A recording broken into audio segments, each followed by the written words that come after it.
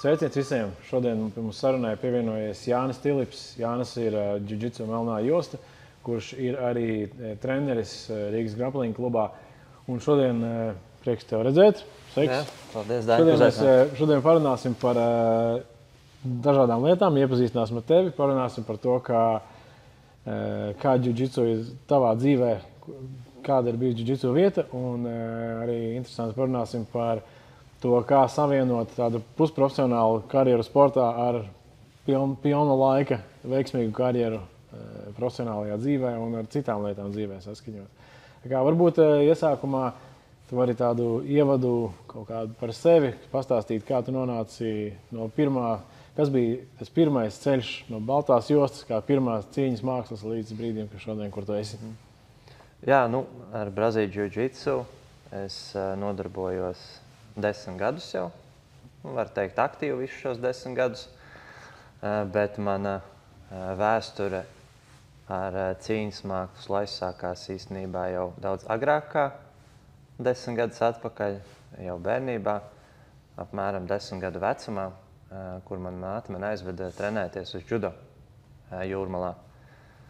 Man liekas, ka viņas motivācija to darīt bija, lai es neaizēju tajā vecumā bišķiņ no trases nost, lai viņi man ieliktu sportā, lai es darītu kaut ko tādu labu un veselīgu, jo es līdz 8. klasē es dzīvoju tādā mazā ciemā pie Jūrmalas.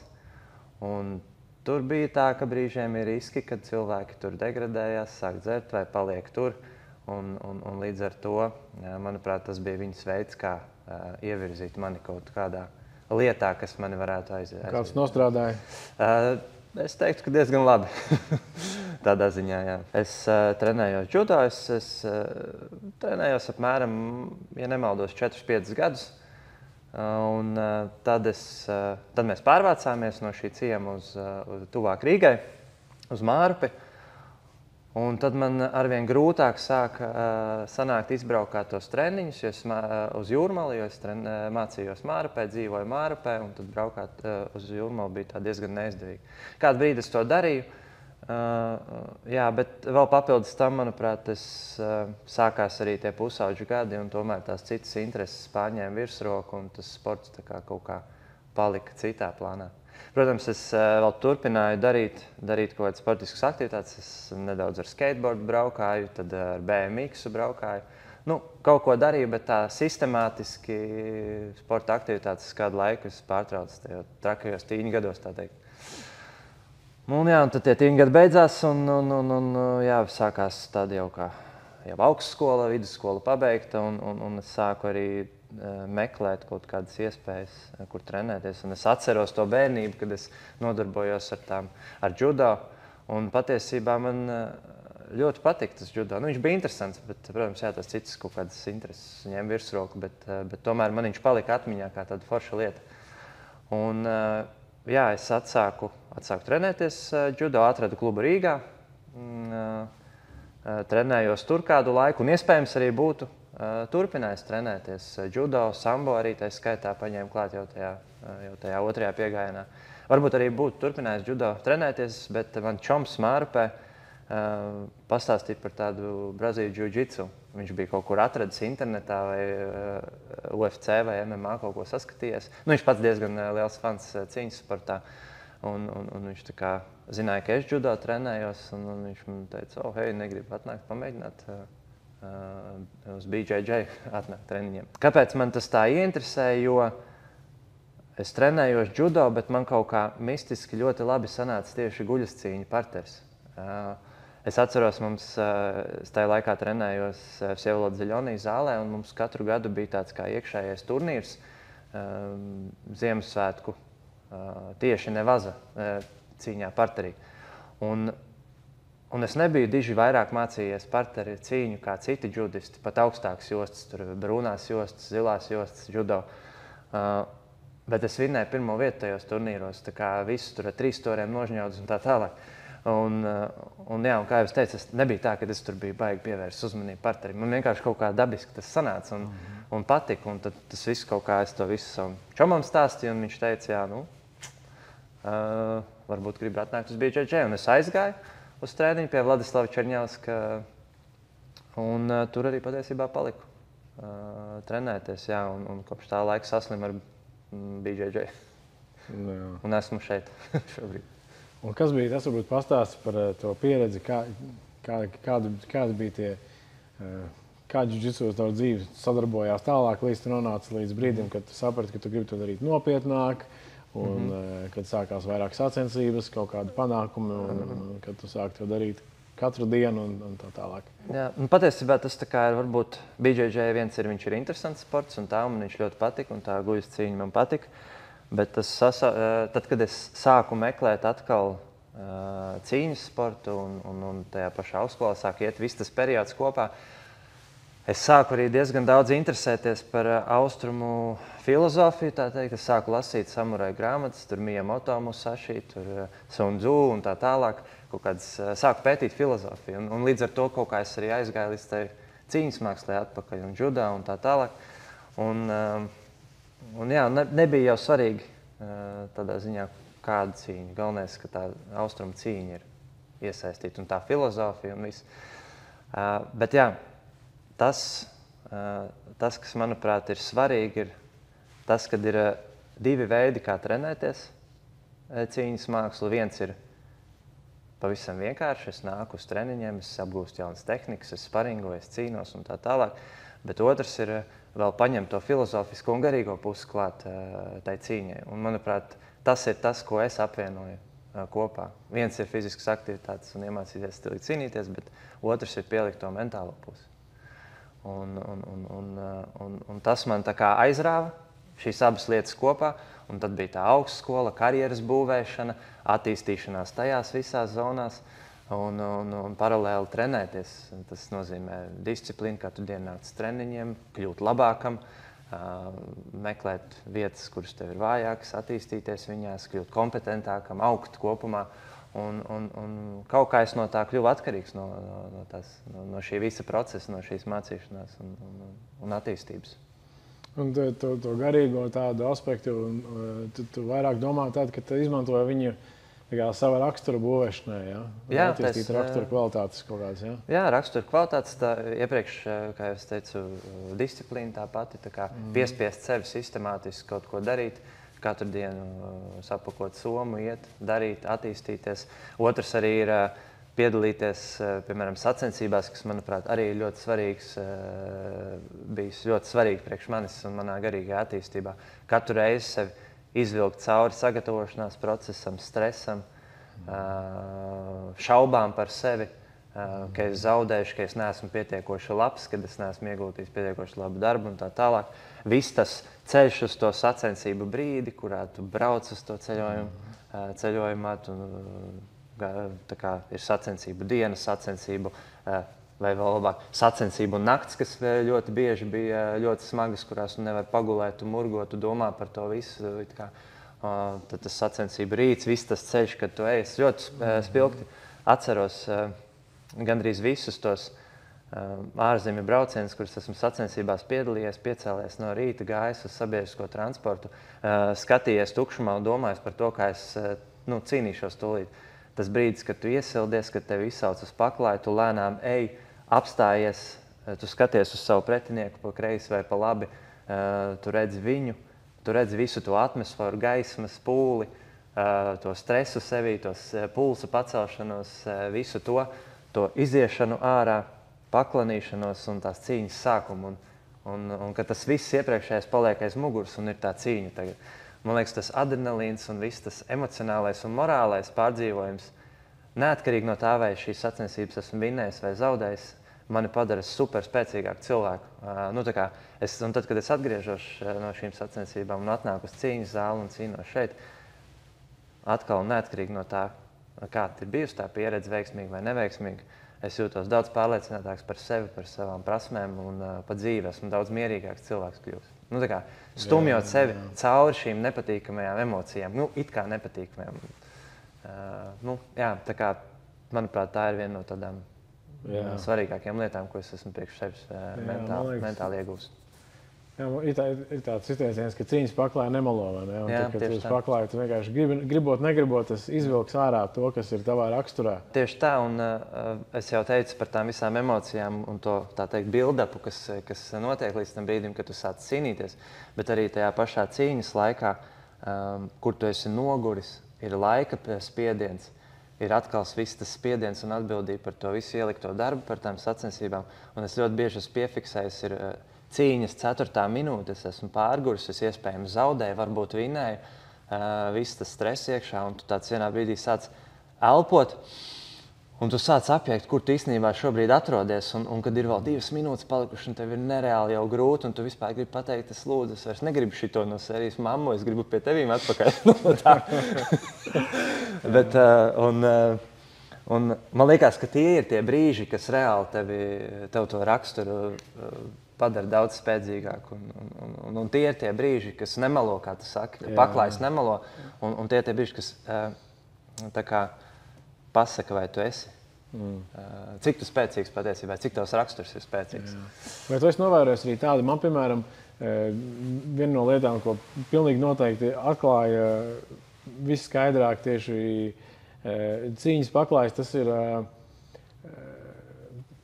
kā es rīkojos kaut kādās augsta stresa situācijās, kurās, vai arī, kad ir kaut kādas baiļu klātbūtne, ka man ir steiga un haotiska rīcība.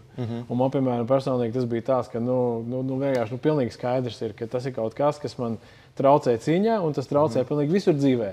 Un tas tāds viens labs, man personīgi tāds piemērs ar to, kā sasaistās tas, kā cīņas paklājas tev atklāja, un tad tu vari ar to strādāt caur cīņu, un tad arī mēģināt to dzīvē saprast, ka tāda ir man tā problēma. Bet ir kaut kāda līdzīga, ka tu esi atklājis kaut kādu vai kaut kādas bailes, vai kaut kādi, kas ir tavs kaut kāds, vai nav tāda izteikti novērojuma? Ir, jā, patiesībā tas, ko tu teici par steigu un haotismu, caur to cīņu un sacensībām un visu pārējais, esmu iemācījies būt daudz mierīgāks, es esmu iemācījies kontrolēt savu prātu daudz labāk, emocijas daudz labāk, apzinātību savu mentālo, jo es ļoti skaidri varu komunicēt ar sevi iekšēji, es varu runāt tā, Jāni, tu šobrīd baidies, tu šobrīd esi tur dusmīgs, tu šobrīd esi tāds un šitāds, un tad attiecīgi tu kaut kā daudz labāk vari arī sev pateikt. Un tad, Jāni, tu identificē to un tu sev nokontrolē.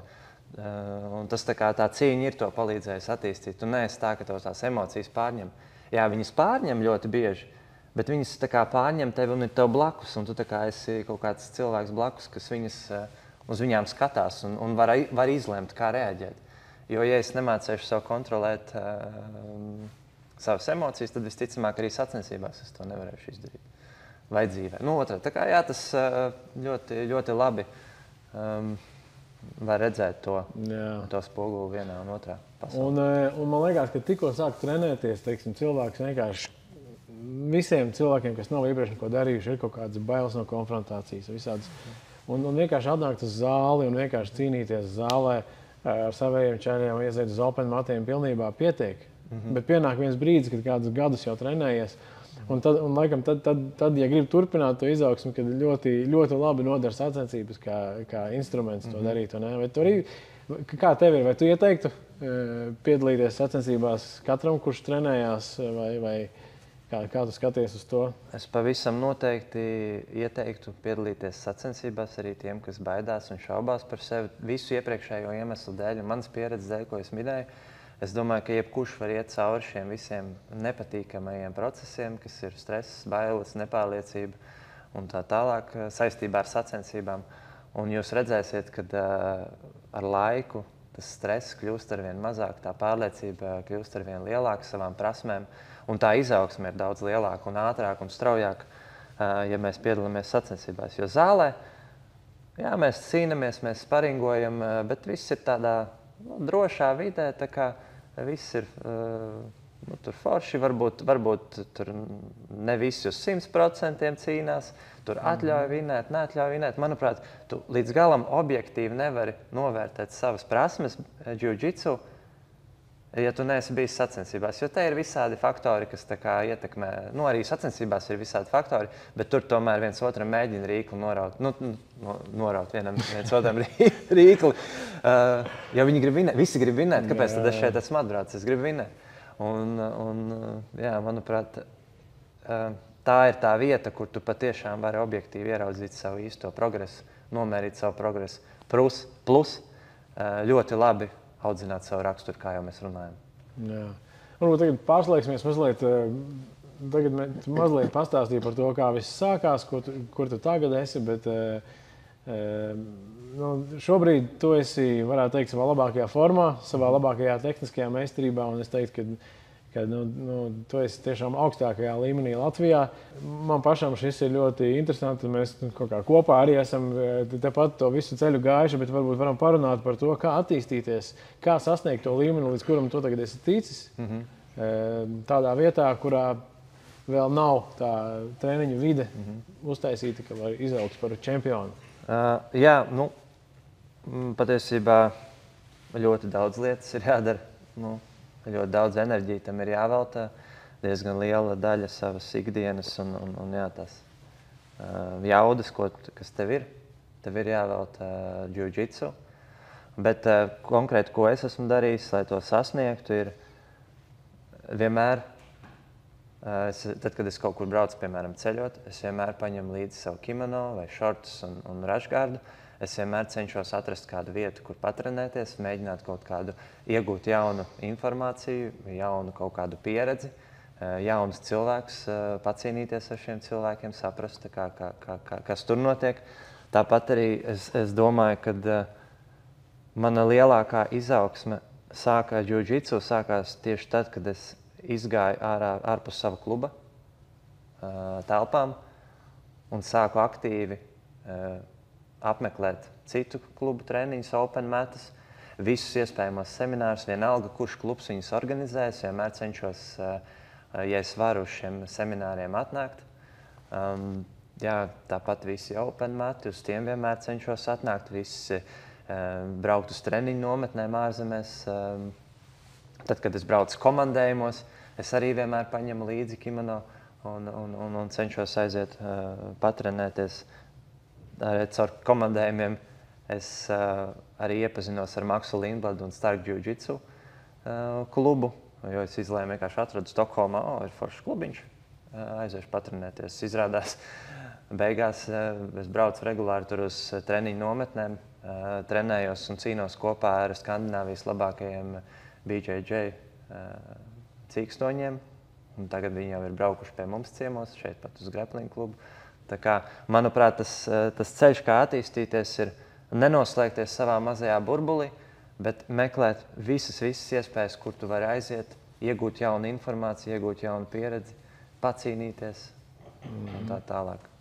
Un vai tu piekrīti, ka tas arī ļoti svarīgi, ka pieredze ārpusē, tās ir treniņu nometnes, tā ir kaut kādi semināri, un arī pēc būtības kaut kādā, pat ja tas viss nav pieejams, tad vienkārši uzņemties atbildību par saviem treniņiem pašam, un uzņemties to iniciatīvu, ka tu pats meklē, pats domā par savu attīstību. Jā, to es arī piemirstu patiesībā pateikt, ka tā arī ir ļoti svarīga lieta bijusi, jo vienā brīdī es sāku, tas bija, man bija violetā josta, Purple Belts. Ap to laiku es sāku ļoti proaktīvi pats skatīties tehnikas, meklēt tehnikas, studēt tehnikas, atkārtot pats viņas jau, ne tik ļoti jau paļauties uz savu treneri, bet jau pats studēt, uztvert to kā studijas, kā kursus, mācīties sistēmas. Jā, gan tu, gan es esmu interesējies par šo tēmu, kā attīstās citas zemes, kuras pirms 10 gadiem bija pavisam slikti, piemēram, Skandināvija, un tagad ir diezgan labā līmenī. Tur ir tieši tāpat, cilvēki vienkārši uzņemās atbildību par saviem treniņiem, ir fanātiski pēta treniņu materiālus, sacensību materiālus, visus resursus, ko iespējams, vai ne? Tieši tā, jo, ja tu nāc 3 reizes nedēļā uz treniņiem, treniņš pusotru stundu, tu klausies tikai treneri. Treneris tev arī var iedot tik daudz, cik viņš var iedot tajā laika rāmī. Protams, tu vari viņam tur jautāt jautājumus brīvajā laikā un tā. Bet, ja tu tiešām gribi pacelt to savu latiņu, tad tev ir tajā savā brīvajā laikā pašam jāstudē jiu-jitsu māksla, tā teikt. Tas jau var nebūt tur, tagad es 5 stundas studēšu, tas varbūt dienā pusstunda, pastīties kaut kādu tēmu, bišķiņu pusdienu sēdot, paskatīties kaut ko. Bet, ja godīgi runājam, man liekas, realitātē tas ir tā, ka tie cilvēki, kuriem aiziet par tajās lietās aiziet, tas ir tā, ka tu vari ēst pusdienas, bet tu tāpat nedomā par pusdienām. Tu domā... Nē, tas, jā. Es tā centos par tevi un mani. Es nerunāju, es pieļauju, ka mēs arī tās visas 4 stundas dienā varam skatīties un studēt. Jā, un šitais ļoti labi aizved pie nākošās tēmas, ko gribēju runāt. Mēs tagad parunājam par to, ka ir reāli. Ja grib kaut kā braukt pēc sacensībām un kaut ko startēt nopietnā līmenī, ir baigais darbs, baigais laiks vajadzīgs. Bet no otras puses šeit neviens nemetīs par to naudu pakaļ. Ja? Tad tev vajag pašam naudu nopelnīt. Un, tad nākamā lielā tēma, ko gribēju parunāt, ir par to, kā šo aizraušanos, kas diezgan tāda pārņemoša, kas nes mīnusus un pārņem visu dzīvi, ja, kā viņu apvienot ar karjeru. Un pie tam, man liekas, ka tu esi labs piemērs ar to, ka tev ir laba karjera un tev ir laba profesija, kura tev arī ļoti patīk. Pastāst, varbūt, ar ko tu nodarbojies un varbūt to miedarbību un sinerģiju starp tavu darbu un starp jiu-jitsu. Patiesībā, es sāku jau jiu-jitsu trenēties, tagad es esmu UX UI dizainers. Bet tad, kad es sāku jiu-jitsu trenēties, es biju projektu vadītājs. Man bija jāiet uz ofisu katru dienu un jāstrādā ofisā, arī komandējumi un tā tālāk. Jā, es to darīju kādu laiku, diezgan daudzus gadus. Un es sapratu, ka, lai es varētu vairāk laika veltīt jiu-jitsu, man ir bišķiņi tomēr jāpamaina. Tas tā kā profesija un viss tas sava tā ikdiena. Un viena no pirmajām lietām, ko es gribēju darīt, ir aiziet prom no ofisa. Es gribēju attālināt darbu. Jo es sapratu, ka, ja es gribu trenēties tur 2 reizes dienā vai kāpināt tās slodzes, es nevaru tajā ofisā eksistēt. Tā kā es neesmu produktīvs. Un tas bija viens no tādiem iemesliem, kad attālināts darbs. Plus es arī nedaudz mazāk stresaina profesija, jo es biju projektu vadītājs, man bija diezgan liela tāda arī psiholoģiska slodze. Protams, tur deadline budžeti, visādi pasākumi jāorganizē, jāskaida apkārt. Tā kā es izjūtu ļoti lielu tādu psiholoģisko stresu no tās projektu vadības. Un tad es sāku meklēt jaunas profesijas, kreatīvākas arī. Tā skaitā man interesē kaut kas bišķiņ kreatīvāks, ko darīt. Un tad es atradu UX dizainu. Un viens es dabūju to, kad man ir attālināts darbs.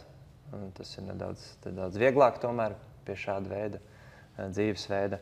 Un otrs man ir daudz mazāks stress, kā es teicu. Tā kā, protams, viņš tur ir savi deadline, bet tādā ziņā tā atbildība ir. Es jūtu, ir bišķiņ mazāka un tā kapacitāte ir nedaudz mazāka nekā vadot projekts.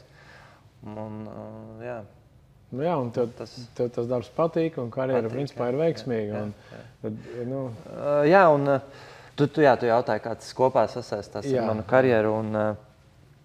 Man vispār patīk lietas dzīvē darīt, kas tā kā strādā labi kopā. Lai viņas iet sinerģijā un roku rokā. Manuprāt, tādā ziņā, protams, par daudzām profesijām un lietām droši vien var savilkt kaut kādas paralēlas kopā ar cīņu un ārpus cīņas lietām. Un mana tā lieta ir dizains un jiu-jitsu. Un arī tur es cenšos savilkt kaut kādas paralēlas kopā, kā mans jiu-jitsu var pāriet uz manu ikdienas dzīvi, uz manu profesiju. Kā piemērs, mums kā UX, UI dizaineriem, lai mūsu dizaini būtu ļoti labi, ļoti svarīgs aspekts ir testēt savus dizainus. Testēt tos ar lietotājiem, tā kā es kaut ko uzdizainēju, es notestēju ar lietotājiem, es saprotu, vai mans dizains strādā, vai viņš nestrādā, kas ir tās lietas, ko es gribu uzlabot. es viņu nesu atpakaļ uz savu datoru, es viņu uzlaboju, un es viņu atkal vedu testēt, un saprotu, kas nestrādā, kas strādā, un tādā veidā es viņu lēnām uzlaboju. Un man liekas, ka tas ļoti labi strādā kopā ar jiu-jitsu un ar tām pašām sacensībām, jo īpaši, jo es te kaut ko strādāju, es dizainēju savu jiu-jitsu, es dizainēju sevi kā cīkstoni, un tad es nesu savu dizainu, savu jiu-jitsu uz sacensībām, un es viņu testēju, vai arī uz open matiem, vai vienalga uz kurieni, un es viņu testēju. Un es saprotu, kas strādā, kas nestrādā, jo caur tām cīņām un zaudējumiem es ļoti labi redzu, vairāk caur zaudējumiem. Es redzu, kas ir tās lietas, kas man jāuzlabo, kas nestrādā, kas ir mani trūkumi. Un tādā veidā es cenšos domāt, lai tā kā saslēgtu kopā to. Jā, ļoti interesanti. Man liekas, ka tā ir viena no tādām riktīgi foršām lietām jiu-jitsu un cīņā vispār, ka cīņa ir tik tāda mūsu cilvēka dabīga lieta cīnīties, ka tas ir kaut kas tāds, kas ir absolūti pielāgojams jebkura veida domāšanai. Piemēram, tu runā par dizaineru domāšanu, bet tāpat ir cilvēki, kuriem ir tāda matemātiska domāšana un kaut kāda citiem ir. Katram ir savs veids un ir iespējams pielāgot to savam, vai ne? Un tas, man liekas, tādā ziņā, neskatoties uz to, ka jiu-jitsu var paņemt laiku un līdzekļus prom, vismaz pretī var dot to, ka var attīstīt. Iespējams, ja nebūtu jiu-jitsu, iespējams, es savā karjerā un profesijās nebūtu tik tālu ticis. Iespējams, es būtu kaut kur noslinkojis, man nebūtu disciplīna tik liela, kā man ir, kur es esmu ielicis sevi, ejot uz treniņiem regulāri un tā tālāk. Varbūt tā domāšana būtu pavisam savādāk, varbūt tas būtu neveiksmīgāks. Jiu-jitsu tomēr padara tev tādu tīrāku cilvēku, es nezinu, kā to. Es zinu, ka tāda universāla recepte nepastāv, bet tomēr, ja tev prasītu, vai ir kaut kāda tevi padome, kaut kāda recepte, kā sabalansēt tādu pilnu laika nodarbošanos, kas prasa tevi visu principā, plus ģimene, plus sports, kas ir tādā arī, kas tevi visu prasa, visu kopā. Jā, par ģimeni tu pat ieminējies arī. Tas arī, protams, ir ļoti svarīgs moments. Manuprāt, man ir paveicies, jo man ir ļoti saprotoša sieva arī, kas tā kā super atbalsta man aizraušanos un manas ilgās stundas zālē. Un visi tie vakari, kad es esmu treniņos. Un arī tur sporta nometnēs un visur citur. Un, jā, tas noteikti ir svarīgi, lai ģimene ir atbalstoša, bet arī, kā jau es teicu, priekš manīm tā veiksmes formula bija attālināts darbs, mazāk stresains darbs, saprotoša ģimene un motivācija trenēties.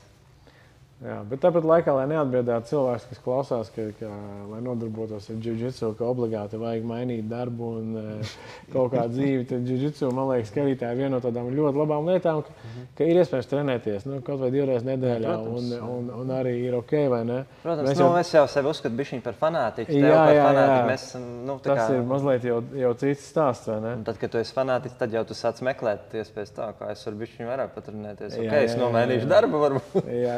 Jā, bet, protams, kad ir labi trenēties arī 3 reizes nedēļā, 2 reizes nedēļā. Tieši tā. Palēnām attīsties. Ne visiem vajag tagad visu mest pie malas un iet jiu-jitsu iekšā. Bet, ar laiku jūs visi to izdarīsiet. Okay. Un pēdējā laikā, kopš tu esi šeit kopā ar mums Grappling klubā, tu esi arī iejuties trenerādā. Jā. Kāda ir bijis tev pieredze? Kāda ir tā sajūta, kāda vispār secinājuma? Jā, man šo laiku, kad es esmu bijis pie jums Rīgas Grappling klubā treneris, es secinu, ka man ļoti patīk būt trenerim. Un tas man arī ir piespiedis būt daudz kompetentākam, censties būt daudz kompetentākam BJJ, daudz vairāk studēt tehnikas, iedziļināties tehnikās, sistēmās dažādās, piemeklēt tehnikas, veidot treniņu struktūras.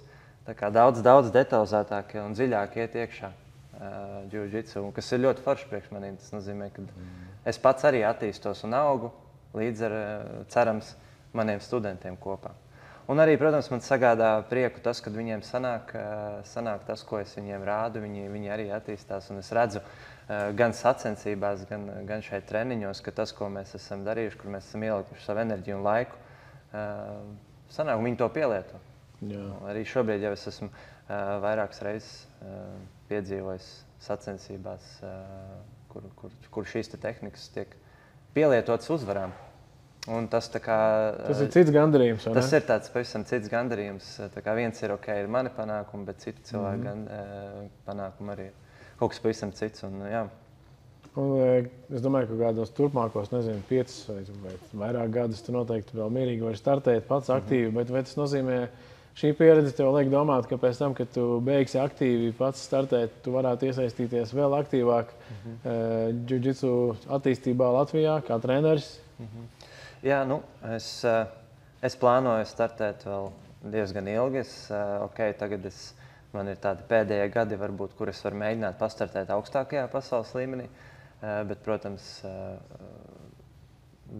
ir arī mūsu mīļās mastera kategorijas, kurās var startēt ilgi un dikti. Un es pieļauju, ka es cīnīšos arī, kad man būs 65 gadi, ja man veselība ļaus to darīt. Jo, kāpēc gan ne, ja ir savu vecumu un līmeņu cilvēku pretī, kāpēc to nedarīt?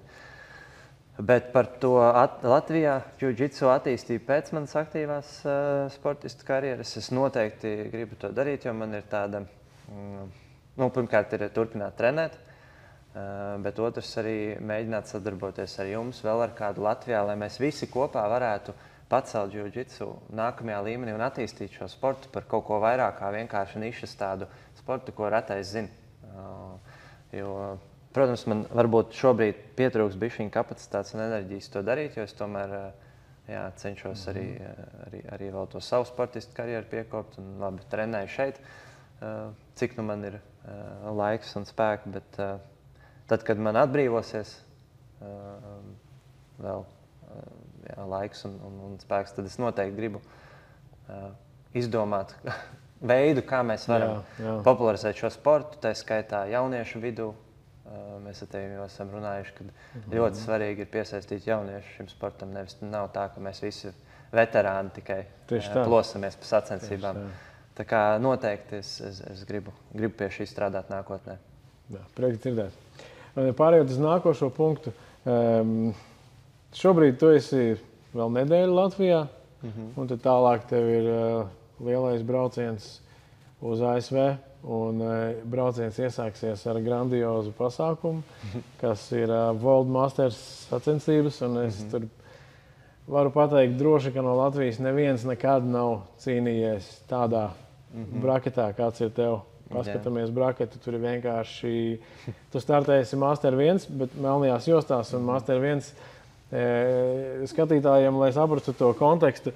Džiudžitsu ir masteru kategorijas, kas ir pieaugušie, kas skaitās viskonkurētspējīgākā, visnopietnākā kategorija. 18 līdz cik 30. Tu vari? Daudz ir pēc 30 cīnās tur arī. Jā. Un tad ir masteru kategorijas. Un tad katra masteru kategorija ir 5 gadi, 30 līdz 35, 35 līdz 40 un tā tālāk. Un tas, kas ir krāsainās jostas un masteru kategorijas, to nevar salīdzināt ar to, kas ir master kategorija melnajās jostās. Un es domāju, ka tas ir tas līmenis, lai būtu klausītājiem skaidrs, ka tavā braketā, piemēram, būs 2 pasaules čempioni, melno jostu pieaugušo kategorijās. Un viens konkrēti Jacksons Nagai, viņš bija šogad pasaules čempions konkurētspējīgākajā adultu divīzijā. Middleweight, man liekas, ne? Vidējā svarā. Laikam vidējā svarā, un te viņš būs medium heavy, tad negrib diētu. Tātad vienkārši es varu pateikt droši, ka neviens no Latvijas nekad nav startējis tādā līmenī, tāpēc ir ārkārtīgi liels entuziasms un prieks sekot tev līdzi un skatīties. Un tad pēc tam tev ir dažādi plāni, varbūt padalies par visu šo pieredzi. Jā, braukšu uz Ameriku, kā tu teici, World Masters ir pirmā pietura manā džiudžitsu plānā. Nu jā, tas mana debija Melnajās jostās, uzreiz pasaules čempionātā. Tā kā esmu uzlicis sev, mēs jau iepriekš runājām par sacensībām, izaicinājumiem un tā tur. Tā kā esmu uzlicis sev diezgan tādu ambiciozu plānu un mērķi. Bet es tik daudz gadus jau esmu startējis un piedalījies, kad es tā kā jūtos diezgan komfortabli. Un tad, kad tu esi sasniedzis to melno jostu, es kaut kā jūtos tagad tā brīvāk. Tad, kad bija krāsainās jostas, es kaut kā jutos, ka man ir baigā atbildība, ka man vajag vinēt, jo es gribu sev pierādīt un citiem pierādīt, ka es tuvojos tai nākamajai jostai. Tagad, kad tu esi atnācis uz to melno jostu, tad ir tāda vienkārši mierīgāka sajūta. Tāda, okay, nu, tagad es izbaudīšu. Mazliet pārtraucot mūsu šito tēmu, man liekas, ļoti svarīgi, ko teici, ka saņemot melno jostu, bet mēs par tevi to esam runājuši. Man liekas, svarīgi piezīmēt, ka tas tās bišķiņu miers iestājās tieši tad, kad aizbraucu vai nu uz laba līmeņa sacensībām, vai nu uz kādām nometnēm, kur tu vari izmērīt savu līmeni un saprast, es te iedaros. Un es tā vienkārši domāju, ja es būtu pēc tam, kad es tiku līdz melnā jostai un man nebūtu bijis iespēja to pārbaudīt, man liekas, manī visu laiku būtu tādas šaubas un tāda nepārliecība. Es būtu stresā, es droši vien domāju, Agadievs, es būtu tādā stresā, kā es biju iespējams zilajā jostā pirms sacensībām. Un te, man liekas, vēlreiz tā nozīme, cik vērtīgi ir aizbraukt uz nometnēm, kaut kādu, kur tu ar laba līmeņa pretiniekiem pacīnies vai sacensībās. Tagad man ir tāds sajūta, ka es esmu visu laiku gājis uz šo, un es esmu tik daudz, kam izgājis, es pat pie sevis domāju, man ir apnicis stresot un nervozēt par tām. Man vienkārši ir apnicis, es to vairs nedarīšu. Un tagad es vienkārši braucu, un man ir tāda diezgan brīva sajūta. Un, lai gan tas ir augstākais līmenis, es jūtos vismierīgāk, kā es jebkad esmu jūties, gatavojoties sacensībām. Nebūs viegli, protams, un tā. Bet jā, tā ir pirmā pieturvieta, un tad man ir mērķis pastartēt štatos parastajās Open sacensībās, IBJJF Open sacensībās. Es gribu sakrāt punktus, lai nostartētu mūsu jau pieminētajā adultu, ja pieaugušo kategorijā Melnajās jostās Eiropas čempionātā. Lai to izdarītu, ir nepieciešams savākt reitinga punktus, ko var izdarīt, iegūstot godalgotas vietas dažādos turnīros, tajos pašos Openos un vēl tur citos. Un ja es to izdarīšu, es laikam būšu arī pirmais, kurš adultu black belt līmenī startēs Eiropas čempionātā no Latvijas vēstures. Jā, tā ir. Nu, tad to es esmu uzlicis tādu mērķi savu. Nevis tāpēc, varbūt, ka es tur gribu būt pirmais, bet man liekas, tas ir priekš manis ļoti labs, ambiciozs mērķis, ņemot vērā to, ka pirmkārt man ir pēdējie gadi palikuši, kuros es varu tā tiešām ļoti, ļoti aktīvi trenēties.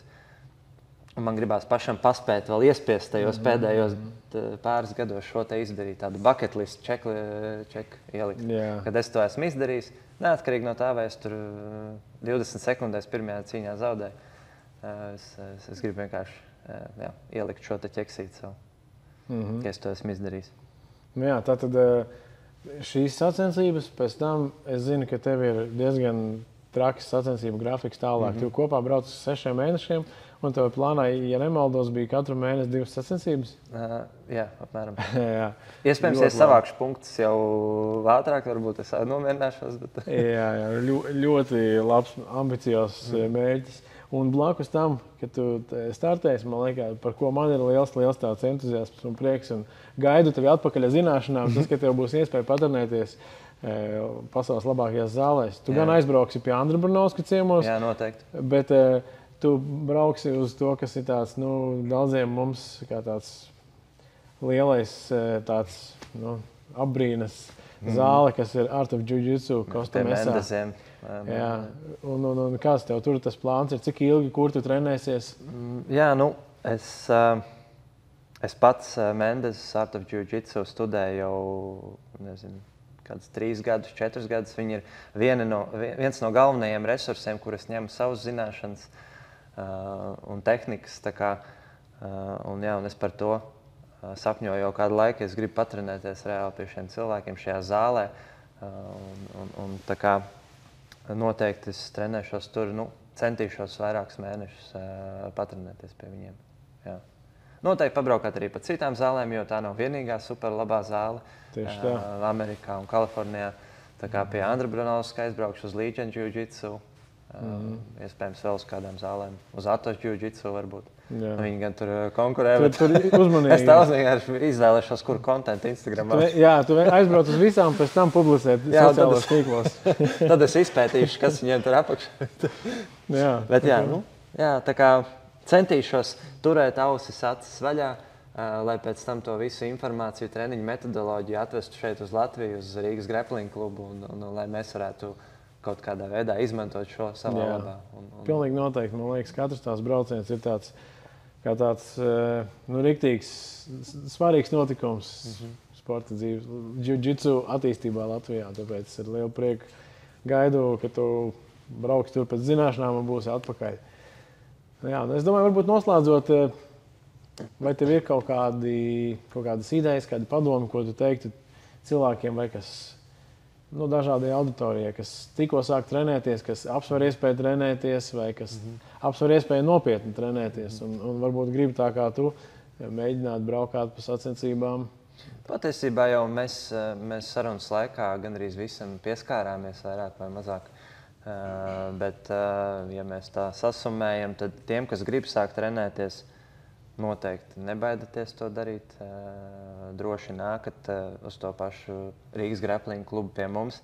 Manuprāt, šeit ir super pozitīvi cilvēki, treneri un atmosfēra un droša vide, kur to darīt. Tā kā neviens nenāks, nesatīs, šķībi neskatīsies un tā tālāk. Tā kā nākat, pamēģinat. Nākat un mēģinat, un jums noteikti iepatiksies šis sports. Bet dodat nedaudz iespēju šim sportam, jo varbūt no sākuma liksies nedaudz dīvaini, tāds, kāpēc man kaut kāds čels starp kājām ir? Ko viņš tā kā, kāpēc viņš man elso ausīt? un svīst virsū, tā kā, kas tāds ir? Brother, what is that? Bet dodat tam laiku un iespēju, un es ticu, ka ar laiku jūs paliksiet iespējams atkarīgi no šī sporta.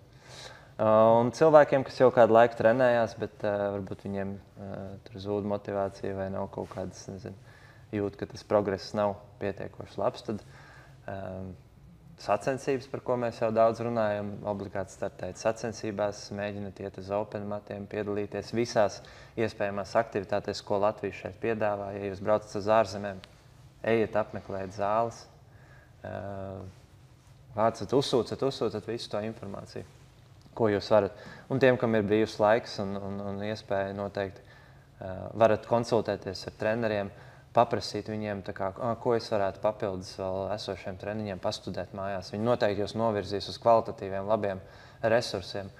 Arī ļoti daudz brīvi pieejamiem YouTube un citur resursiem. Nav obligāti jāpērk DVD, lai iegūtu labu informāciju. Bet varbūt pakonsultēties treneri.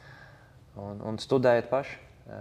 Sākat nedaudz proaktīvāk studēt tehnikas paši, ja jūs gribat attīstīties tālāk.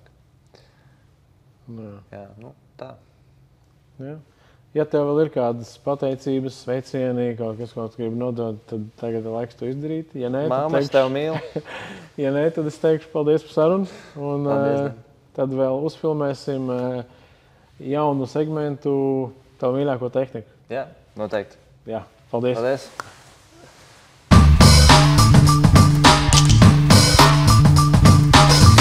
Tātad šo paņēmienu var darīt no vairākām pozīcijām. Mēs varam to darīt, kad mēs esam stāvcīņā.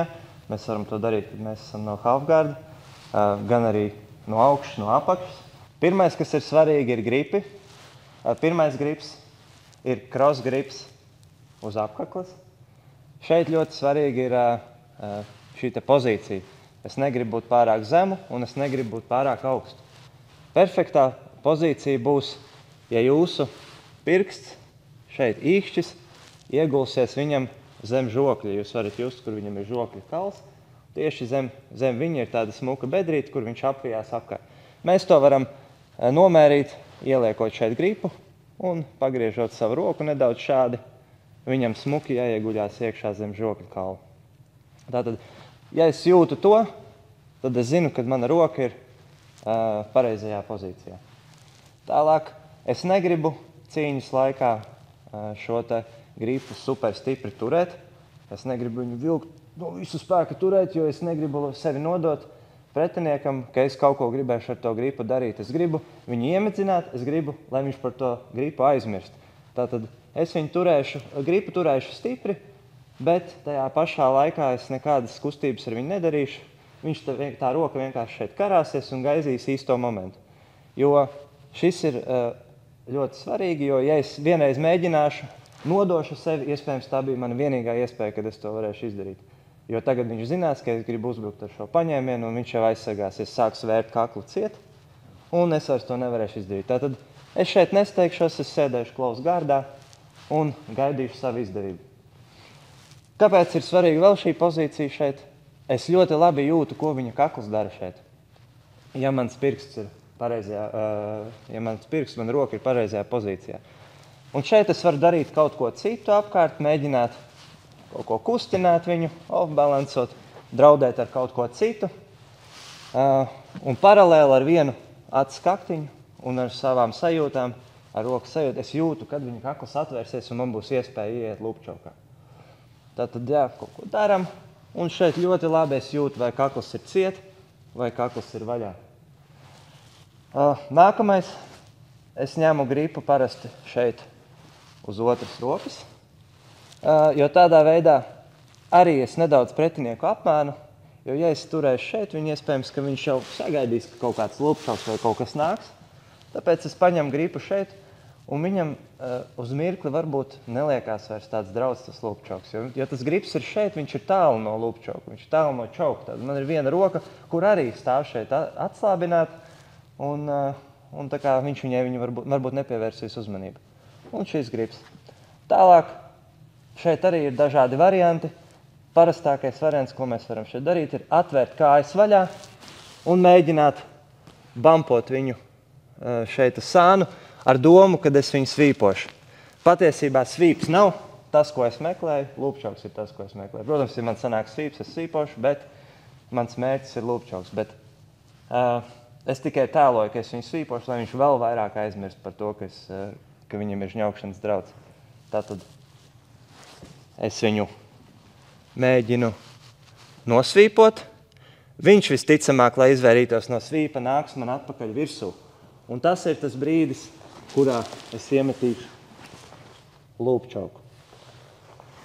Priekš lūpčauka, kāpēc es daru šo arī off-balance, jo man ir svarīgi, lai viņš man ir tuvu klāt, lai es varētu izdarīt lūpčauku.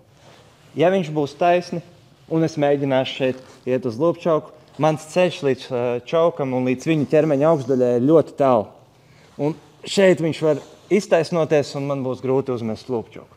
Tātad, bet ar šo es dabūju nedaudz no viņa pretestību, un tagad mēs kopā ejam atpakaļ, un es varu uzmest lūpčauku. Tad, kad es paņemšu bišķiņu vaļīgāk, lai nenožņauku Daini, paņemu, apmetu šeit lūpčauku un ielieku roku šādi. Un pirkstus iztaisnoju uz augšu, lai mana roka neizslīd ārā. Tad šeit uz augšu. Un no šejienes sāku rokas taisnot ārā. Šeit no pretinieka reakcija var būt, ka viņš man sāk šo te roku stumt projām vai uz leju. Jā, tajā momentā es uzmetu viņam kājas pāri rokai. Tātad viņam liekas, ka viņš sevi glābi, bet patiesībā viņš vēl dziļāk ieliek sevi iekšā lūpčaukā. Jo tagad es viņam atņemu arī roku un sāku taisnot rokas un žņaukt. Ja viņš šeit sāk krist uz sāna, lai izvairītos no pressure, es sekoju viņam līdzi un žņaudzu viņu no maunda.